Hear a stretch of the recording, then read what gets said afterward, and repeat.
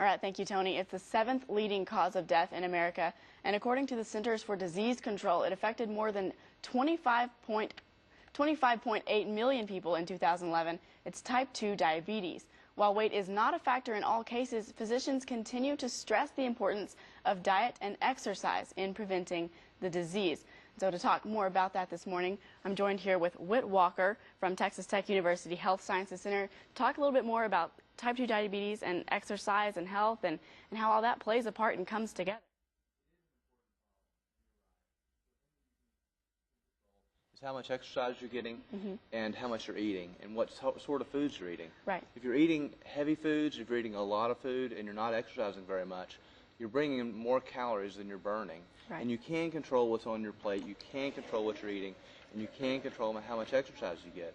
There are patients out there with medical problems, with bad knees, may not be able to get much exercise, but they can cut back on what they eat. So there are some things that you can control. Right, but there are some factors that just are are out of your control, and food isn't always involved. Absolutely, the genes are important. Right. The genes.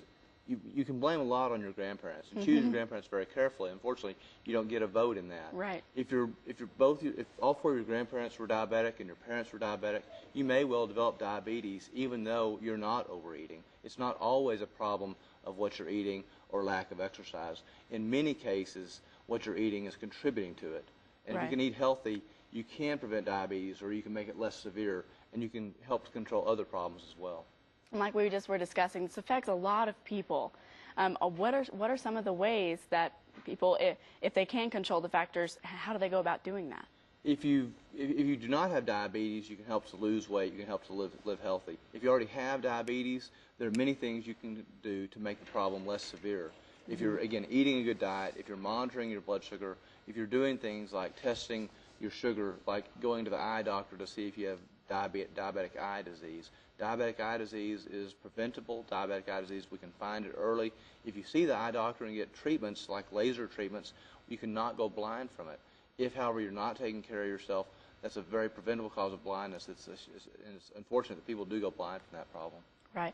And of course, if people want some more information about, maybe preventative measures or what to do if they already have, type of diabetes and things that they can do to, make themselves healthier, where can maybe people go to get some more information about that?